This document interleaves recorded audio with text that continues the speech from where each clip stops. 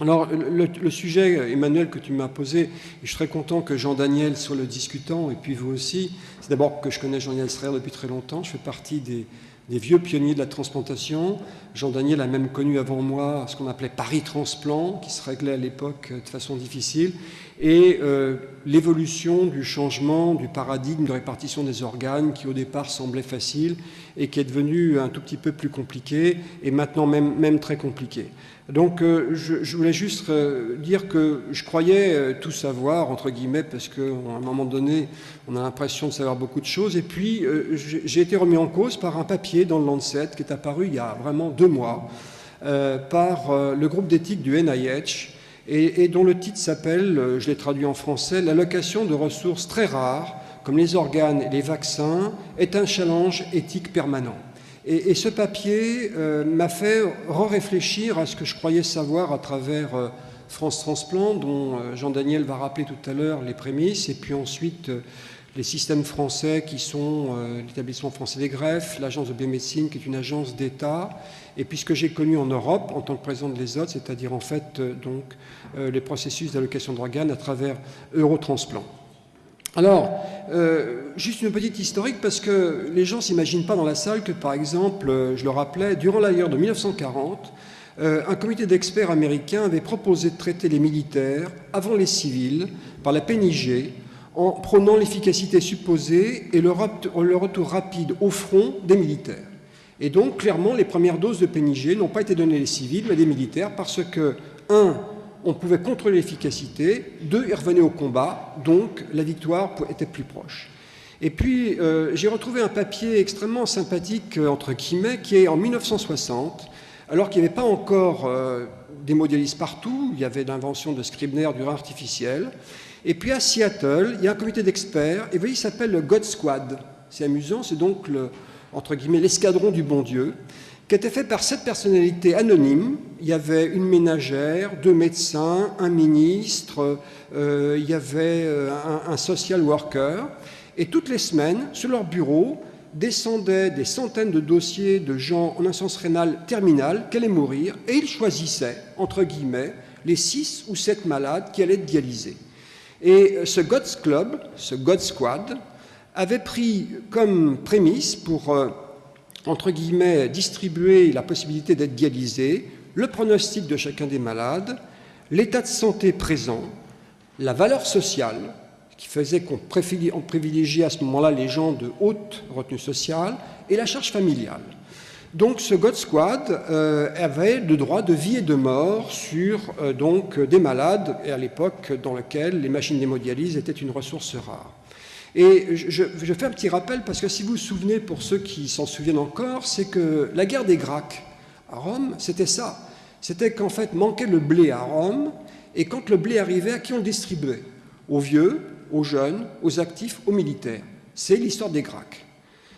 Alors, est-ce qu'on parle dans ressources rares de problèmes petits ou gros?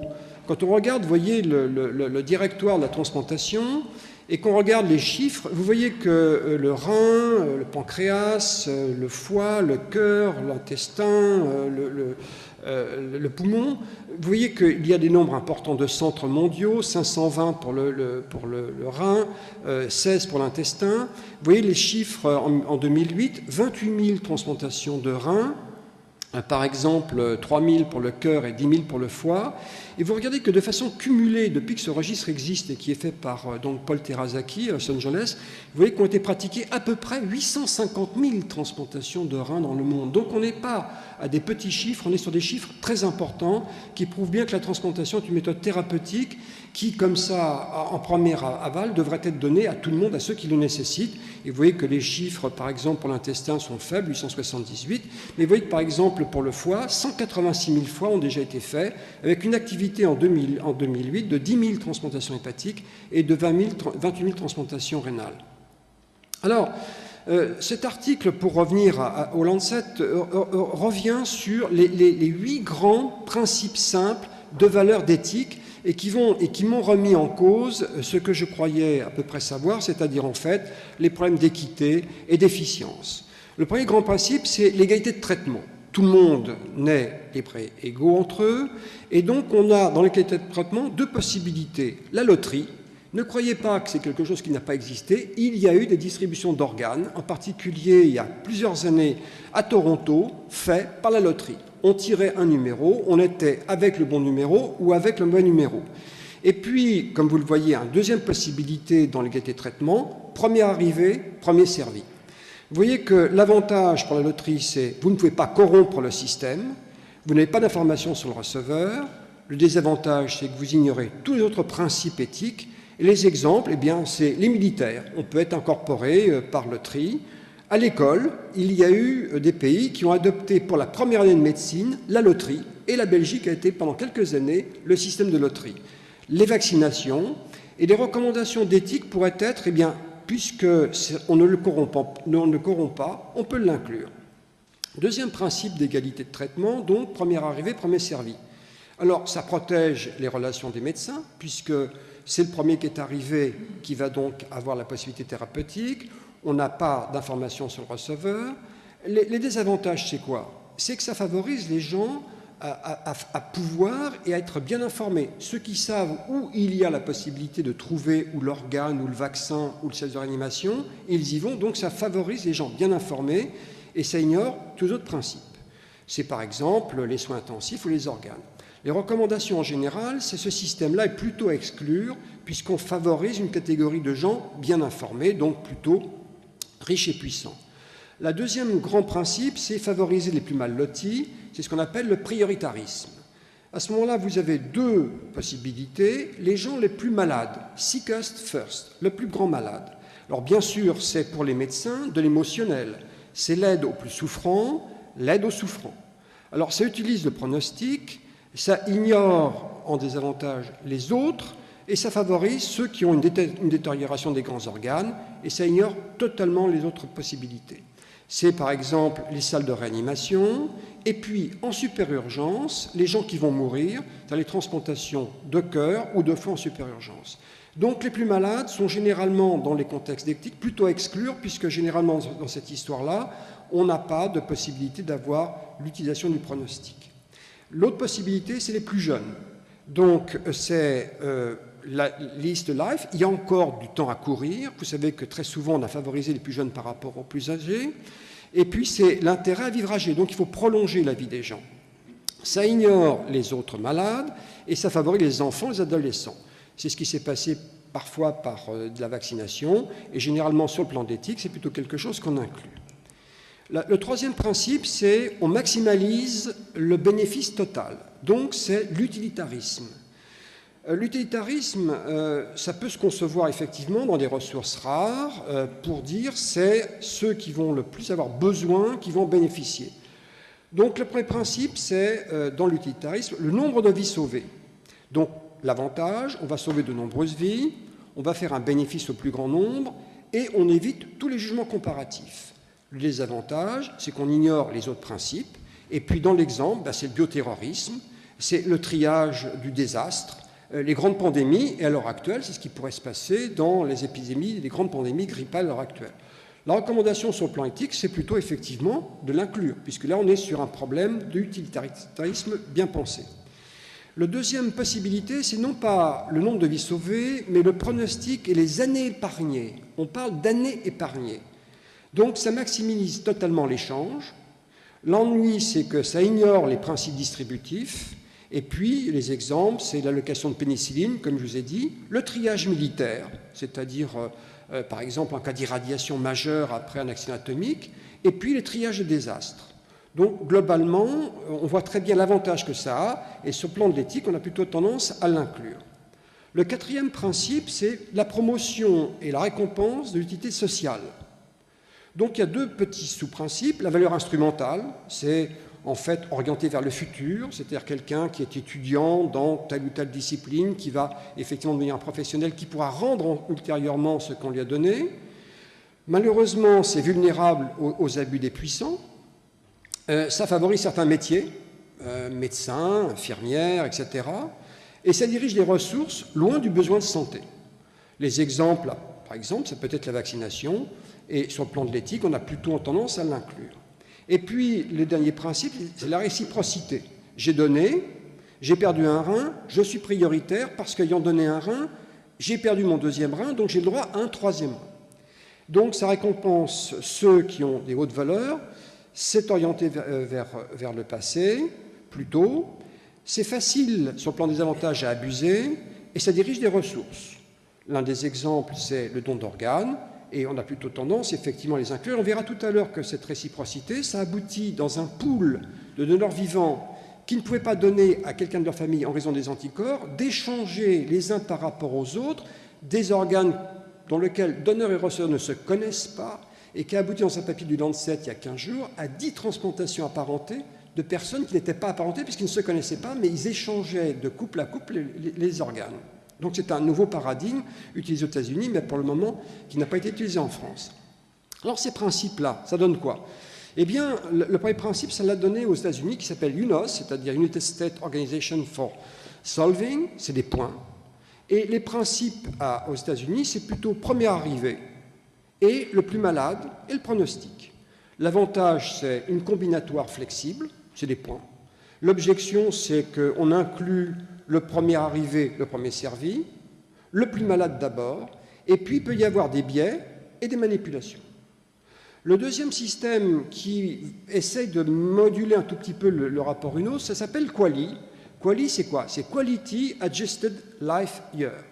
Autrement dit, c'est quelles sont les bonnes années de qualité que va vous apporter le traitement et la transplantation.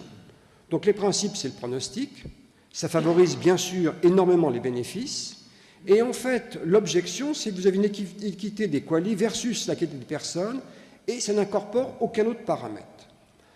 Un petit peu en modulation de cela, c'est ce qu'on appelle DALY, c'est-à-dire Disability Adjusted Life Year. On distribue les organes selon effectivement les années que vous allez économiser sur le plan d'être malade. Les principes, c'est bien sûr le pronostic. L'avantage, ça favorise les bénéfices et sauve ceux qui ont une autre production. Le problème, c'est que ça désavantage les plus malades, ça désavantage les gens âgés et ça désavantage trop à la valeur économique. Et alors, cet article conclut qu'elle souhaiterait en fait distribuer les organes par ce qu'ils appellent la vie complète, complete life. C'est quoi? C'est un algorithme qui met les plus jeunes, le pronostic, la loterie, save most life, donc sauver le plus de gens, et la valeur instrumentale. Cet avantage, ça résiste à la corruption, c'est un intérêt à la vie pour toute tranche d'âge, et c'est davantage des plus vieux. Le problème, c'est que quand on demande simplement, à partir de cela, c'est comment ça se calcule, c'est pas faisable. Donc, si vous voulez, le principe le meilleur, en fait, n'est pas calculable par un principe d'algorithme. Alors, nous, en France, qu'est-ce qu'on a fait? Dans les années 70, et je dis ça devant Jean Sardier, en Rhin, on a bien connu ça, c'était l'allocation des organes par le système d'histocompatibilité. Pourquoi? Jean Dosset venait d'avoir le prix Nobel, Jan van Roodt, qui avait découvert le système HLA en même temps, mais qui malheureusement n'a pas eu le prix Nobel, c'est un peu le problème de M. Sherman à l'envers, Paul Terrazaki, qui avait aussi découvert ce système-là, qui ne l'a pas eu, c'était simple, il y avait des identités HLA, et on distribuait les reins, parce que 6 identités, c'était mieux que 5, qui était mieux que 4, qui était mieux que 3, qui était mieux que 2, que 1, etc. Et donc, on donnait les organes à la compatibilité. Avec une grosse anomalie, c'est que, par exemple, moi je suis A2B12, 40% des caucasides dans cette salle sont A2B12. Si j'étais africain, je serais B35, B72. 2% dans cette salle le seraient. Donc j'ai un avantage parce que je suis caucasoïde parmi les caucasoïdes, et un gros désavantage parce que je ne suis pas caucasoïde. Donc ce système était effectivement apparemment juste puisqu'on distribuait selon un prix Nobel, mais injuste dans la mesure où en fait il y avait un terrorisme entre guillemets d'histocompatibilité. Et puis vous voyez qu'on avait un deuxième système qui était le cross-match, c'est-à-dire que des anticorps anti-HLA pouvaient apparaître chez des gens qui avaient été transfusés, qui avaient des grossesses, qui avaient déjà été transplantés, et qu'on distribuait les reins au cross-match. Et puis en fait est arrivé un protocole d'immunologie de transfusion, on transfusait tout le monde, et il y avait les hauts répondeurs, des gens qui avaient des anticorps anti-HLA, à ce moment-là on leur donnait des reins bien matchés, et puis des bas répondeurs, on leur donnait le reste. Donc une espèce de vision machiavélique de l'histoire entre, à partir d'un protocole dont on ne savait même pas comment ça marchait, des gens qui acceptaient tout et des gens qui acceptaient rien. Et puis vous voyez que pour le foie, le cœur et le poumon, il y avait uniquement une notion d'urgence et de super-urgence. On transplantait uniquement lorsque les gens allaient mourir, même si effectivement la transplantation individuellement n'était pas capable d'apporter le bonus espéré. Et puis le pancréas suivait toujours le rein. Alors les prémices du score, moi je l'ai connu à Bicêtre avec Christian Hess, avec qui j'ai travaillé de nombreuses années, qui ensuite a été donc à l'agence de biomédecine, et qui était que dans un centre comme le mien où il y avait beaucoup de prélèvements, puisque nous avions 4 réanimations, et par rapport à d'autres hôpitaux parisiens qui ne prélèvent pas, nous avions le prélèvement et la transplantation, donc la France d'en bas et la France d'en haut. Nous avions essayé de trouver un système, parce que lorsque nous avions des reins, c'est comment est-ce qu'on les distribuait localement, sur notre rein local. Donc on a essayé d'avoir, sur le plan informatique, une aide à la décision qui mélangeait équité et utilité. Donc, la durée d'hémodialyse, c'est-à-dire en fait l'équité, l'histocompatibilité, l'utilité, valait mieux être histocompatible, la différence d'âge entre donneur et receveur, jeune sur jeune, vieux sur vieux, la priorité au prélèvement, et qui aboutissait malheureusement à un terrorisme, c'est-à-dire un score mathématique, et c'était celui qui avait le meilleur score qui donc avait l'organe. Et puis, quelques années après, un algorithme est arrivé d'Eurotransplant. Alors, Eurotransplant, pour vous dire, c'est la rive droite du Rhin, et ça mélange la Hollande, l'Allemagne, la Scandinavie, et par exemple, récemment, la Slovénie et la Croatie.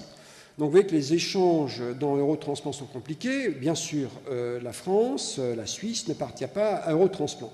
Eurotransplant, pour essayer d'homogénéiser tous ces échanges de reins dans cette vaste Europe du Nord, a fait un algorithme avec durée d'attente, un score en interrégion, c'est-à-dire qu'en fait, vous avez une priorité à des prélèvements qui sont locaux ou régionaux, et au contraire un handicap lorsque vous échangez les reins trop loin, entre Slovénie et Croatie. Et surtout une pondération. C'est quoi la pondération? Eh bien, c'est que simplement que lorsque un pays est exportateur, il doit rattraper son exportation à la fin de l'année. C'est-à-dire que s'il donne trop, il récupère. C'est un peu l'Europe de maintenant, c'est-à-dire on paye l'impôt européen, mais pas trop. Et chacun des pays exigeait « I want my money back », comme Madame Thatcher, c'est-à-dire on échange, mais quand même, il ne faut quand même pas trop déconner, c'est que quand on a échangé à la fin de l'année, il faut que le bilan soit négatif. Et c'est très amusant de voir qu'à Eurotransplant, ça marche très bien, et la pondération est nulle, sauf pour un seul pays, qui n'est peut-être pas bien connu, je vais peut-être dire une incongruité dans cette salle, les Belges. C'est les seuls qui, à chaque fois, sont en débours négatifs, ils n'arrivent pas à rattraper leur truc. Mais par contre, les autres sont très très bons dans cette pondération. Alors, la nouvelle donne dans les années 90, et que Jean-Daniel a bien connu, c'était le Grand Congrès de Paris en 92, le maître mot, c'était équité des ressources rares. Alors, la biologie, elle n'est pas équitable, tout le monde le sait dans cette salle, tous ceux qui ont fait de la biologie, et la maladie ne sont pas équitables. Hein. On est malade, on n'est pas malade, on ne sait pas très bien pourquoi. Et puis, troisièmement, il y a une explosion internationale des règles pour l'allocation d'organes, et divergentes selon quoi? Des critères nationaux. Chacun des pays avait des critères nationaux différents, aussi bien en Europe que dans le monde, que dans plein d'endroits. Il y avait des critères internationaux, et en particulier, je répète que la plupart des pays ont signé l'année dernière l'appel d'Istanbul, qui fait que normalement, il ne doit pas y avoir de trafic d'organes, et même la Chine, dont on dira peut-être un mot tout à l'heure, a accepté de signer le protocole d'Istanbul, alors qu'on savait parfaitement bien qu'il y avait, entre guillemets, un tourisme de transplantation, soit en Chine, soit en Indonésie, etc. Et j'ai dit devant cette salle, quand on regarde à l'heure actuelle Internet, alors que la plupart des pays ont signé l'appel d'Istanbul qui interdit le tourisme de transplantation, il y a encore 9 sites actifs d'achat de greffons sur Internet, dont des sites indonésiens, dont des sites indiens, avec des prix parfaitement affichés, des endroits, des numéros de téléphone, etc. Donc malgré la signature du processus d'Istanbul, qui a été accepté par les communautés européennes, par la plupart des pays, persiste encore probablement un tourisme de transplantation. Alors, en donneur vivant apparenté, le problème ne se pose pas en théorie, car il y a un fléchage entre donneur et receveur, puisqu'on se suit. Mais je répète, il y a une chose amusante, c'est qu'il y a un bon samaritain. C'est quoi le bon samaritain? J'ai très bien connu le professeur Royer. C'est un Allemand qui parle parfaitement bien français parce qu'il était formé à Marseille. Et pour montrer ce que c'était que le bon samaritain, alors qu'il habitait Regensburg, il a été voir son copain, le professeur Walter Land à Munich, et il s'est fait prélever un rein alors qu'il était vivant, et il l'a donné à la communauté anonymement, pensant que c'était un moyen de démontrer qu'en tant que bon samaritain, ayant 2 reins et vivant avec un seul, ça suffisait, on pouvait avoir un système de bon samaritain. Et puis, ce bon samaritain a abouti, ce que je disais tout à l'heure récemment, c'est qu'un échange de donneurs compatibles dans un pool d'échange fait qu'à l'heure actuelle, quand on ne peut pas transplanter dans une famille donneur et receveur parce que les anticorps se sont développés, eh bien, on échange dans un pool sur d'autres familles, des donneurs et des receveurs, et dans ce papier du New England, il y a eu 10 greffes consécutives de gens qui ne se connaissent pas, mais qui ont échangé leurs organes parce qu'ils étaient compatibles grâce à ce pool d'échange. Alors, le score est arrivé à travers donc l'établissement français des greffes, et qui est devenu l'agence de biomédecine. Les principes ont commencé en 1998 avec la durée d'attente, des facilités d'accès à la greffe, ce qu'on appelle des stimulations quantitatives, c'est-à-dire des gens qui développent des anticorps anti-HLA ou qui ont des types HLA très peu fréquents, eh bien, ils ont un score d'accès à la greffe. On définit un flux de donneurs potentiels. On dit qu'il n'y a pas de ségrégation artificielle et injuste. Il y a un mélange d'équité et d'utilitarisme, et donc on essaye de matcher l'histocompatibilité, la durée d'attente, l'indicateur entre donneurs bien appareillés. Les résultats, c'est quoi? C'est qu'on a un score. Ce score est un score régional et non national, avec un mode de distribution géographique des greffons. Ce qu'il faut par contre pour avoir ce score, c'est qu'il nécessite une plateforme de stimulation, c'est-à-dire qu'à chaque fois où il y a un donneur et un receveur, l'agence de biomédecine revient à sa base de données et est capable de calculer le flux potentiel à partir de statistiques et de sa mémoire historique, donc de la stimulation pour tel donneur de recevoir pour tel receveur de recevoir tel donneur. Et il faut un outil d'observation qui est une base de données gigantesque qui est Crystal. Donc ce système nécessite effectivement un équipement informatique extrêmement puissant de simulation permanente. Alors, le score maintenant, les règles d'éthique, et j'aimerais qu'on rentre dans cette discussion-là, c'est, à mon sens, c'est quel est le bénéfice individuel de la greffe? Parce que greffer, c'est bien gentil, etc., mais quel est votre bénéfice à la greffe? Quelle est la formule qui définit l'équité? Moi, je ne la connais pas. Est-ce qu'il faut privilégier l'efficacité à tout prix? Il y a des dérogations. En effet, je prends l'hémodialyse, une personne qui ne peut plus avoir de voie d'abord vasculaire, qu'on ne peut plus piquer avec une aiguille pour dialyser en circulation extracorporéale et qui va mourir faute de voie d'abord vasculaire, est-ce que ce n'est pas une dérogation prioritaire pour être transplantée alors qu'on ne pourra plus la dialyser? Les urgences, il y en a de multiples, par exemple, on va le voir tout à l'heure pour le cœur et pour le foie. Alors, c'est installé progressivement des programmes qu'on pourrait appeler spécifiques en Europe. Vous savez que l'âge de la transplantation a augmenté. Il est fini le temps où on transplantait des jeunes garçons de 25 ans avec des donneurs de 25 ans qui se tuaient en moto ou en mobilette sur le périphérique. Et cette augmentation de l'âge moyen, à la fois des donneurs et des receveurs, aboutit à des anomalies qu'il a fallu essayer de traiter. En effet, est-ce qu'il est éthique de transplanter à quelqu'un de 35, 40 ans le rein de quelqu'un qui a 75, 76 ans, en sachant qu'il aura 20 à 30% de ses glomérules en pain caché qui ne marcheront pas? Donc des programmes se sont installés, et vous voyez qu'il y a un programme qui s'appelle All for Old. On transplante des reins de gens âgés sur des gens âgés. Un autre programme qui s'appelle Senior en Europe. Senior, ça veut dire que, là encore, chez des gens âgés, on va leur donner des protocoles d'immunosuppression et des organes qui vont être spécifiques, le moins toxiques pour le receveur. Il y a une troisième niche particulière qui s'appelle en anglais non-heart beating donor, en fait des donneurs qui sont morts par arrêt cardiaque.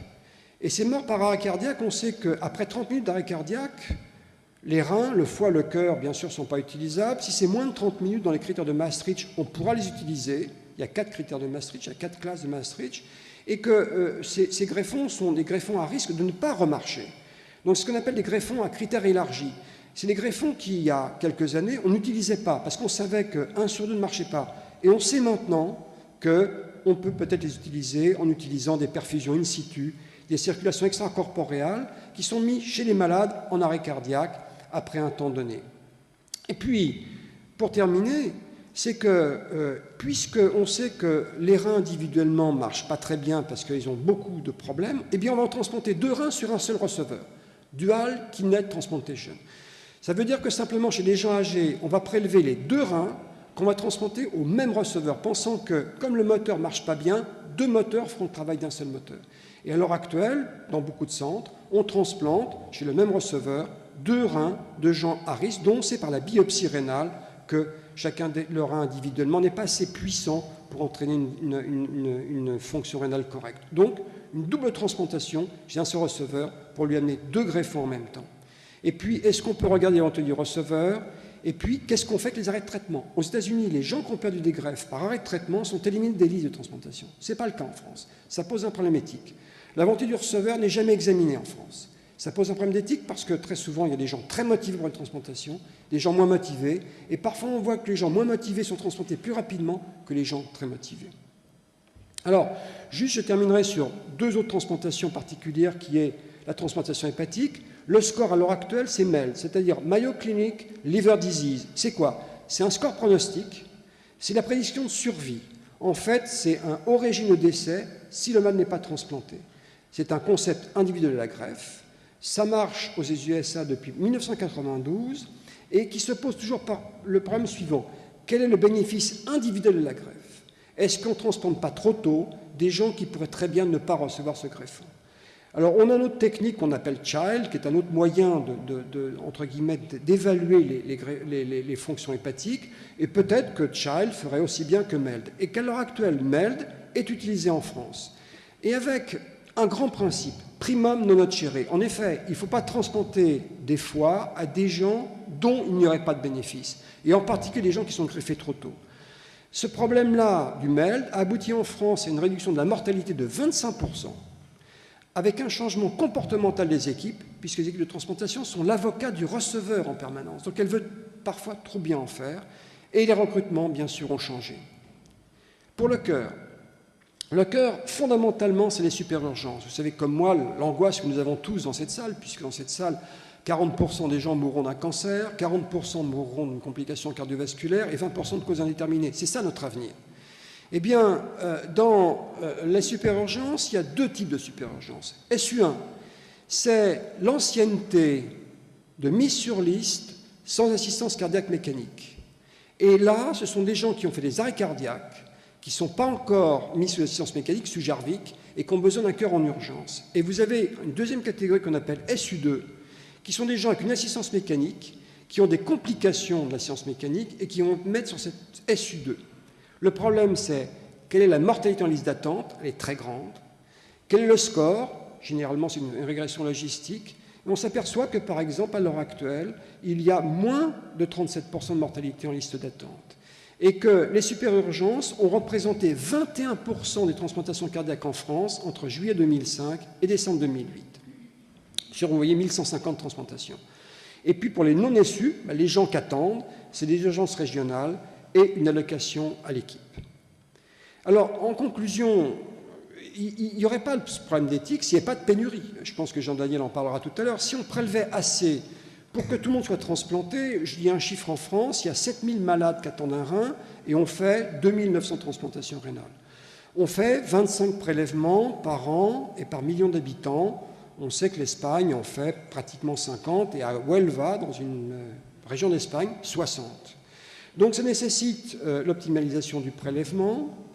Ça nécessite peut-être de se repencher sur le modèle espagnol, je répète, 50 par an et par million d'habitants, ce qui est un des plus hauts taux mondiaux de prélèvement, bien au-dessus de la France, mais aussi bien au-dessus d'Angleterre. Le problème du refus familial. Le refus familial en France, avec cette révision de la loi bioéthique, elle est à l'heure actuelle autour de 30%, probablement un peu plus en région parisienne, ce qui veut dire que 30% des gens estiment qu'on peut recevoir, mais pas donner. Sur le plan d'éthique, ça pose un problème parce que ce refus familial, malgré le fait qu'il y a un registre du refus, où très peu de gens sont enregistrés, est à l'heure actuelle un des, j'allais dire, des endroits où il y a le plus, peut-être, à gagner de greffons à transplanter. Le don vivant apparenté, moins de 10% en France, 50% aux États-Unis. En France, c'est très difficile de monter, en particulier en rein, du don vivant apparenté. Comme vous le savez, les risques sont un peu plus grands, bien sûr, en foie. Il y a, 6e point, un paradoxe entre la qualité des greffons qui a baissé au cours du temps, on prélève plus tard, chez les gens plus âgés, et le paradoxe du progrès médical. En effet, les greffons sont moins bonne qualité, les receveurs sont plus âgés, ont plus de polypathologie, et malgré cela, ça explique que malgré ce progrès médical, les survies de greffons de transplantation à 5 ans, 10 ans, 15 ans ne se sont pas fantastiquement améliorées, et c'est l'un des problèmes du challenge de la greffe. Le 7e point, c'est les résultats de la greffe. Très souvent, on parle simplement des résultats à 6 mois, à 1 an, ça n'a aucun sens. Le résultat de la greffe, c'est 5 ans, 10 ans, 15 ans, 20 ans. C'est ça les vrais problèmes. Et heureusement, nous avons des malades maintenant qui ont des reculs à 20, 25 ans. Moi, je me souviens encore de mon premier malade que je vois encore, qu'on a transplanté en janvier 70, 38 ans après. Il a une fonction rénale normale après une transplantation de rein cadavérique. Et puis, le 8e point qui sera aussi sujet de discussion et qui maintenant apparaît dans les papiers nord-américains, c'est quoi? C'est la conclusion qu'en fait, la transplantation doit être évaluée sur qualité de la vie divisée par le coût. Ce qu'on appelle delta cost sur delta qual. Et ça, c'est un point important parce que ce delta, c'est ce qu'on gagne à être transplanté par rapport à être dialysé, et la qualité de la vie, c'est ce qu'on gagne à être transplanté par rapport à être dialysé. Et donc, c'est une appréciation quantitative d'un rapport entre le delta du coût et le delta de la qualité de la vie. Et on peut voir là immédiatement arriver les financiers, les marges budgétaires, et de revenir à des principes extrêmement compliqués qui est ça coûte trop cher pour une qualité qui n'est pas bien grande, donc votre delta cost sur delta qual, il est beaucoup trop élevé, on ne vous prend pas, on prend quelqu'un qui est en delta cost, delta qual plus bas. Donc c'est une évolution inexorable peut-être dans certains endroits, en tout cas c'est une vision de la médecine que je trouve pour ma part, en dehors de ma propre éthique personnelle, même si je pense que la qualité de la vie est importante et que le coût, bien sûr, la santé n'a pas de coût, mais elle a quand même, si vous voulez, un prix. Mais en même temps, de distribuer des organes tels que j'ai vu des papiers encore récemment sur ce rapport delta cost sur delta qual mérite un tout petit peu. Donc je terminerai par là, je vous remercie de votre attention. En tout cas, j'ai essayé de faire un panorama à peu près large des problèmes actuels de l'éthique. Et je peux vous dire que je n'ai pas résolu mes problèmes d'éthique personnelle en regardant cela, et je pense que vous non plus. Heureusement, l'éthique, c'est quelque chose d'évolutif, c'est quelque chose de fantastique, c'est quelque chose qui est aussi important que l'oxygène et l'air, et donc que la transplantation soit un sujet d'éthique qui reste ouvert et encore pour longtemps, c'est un sujet pour moi de joie et de contentement.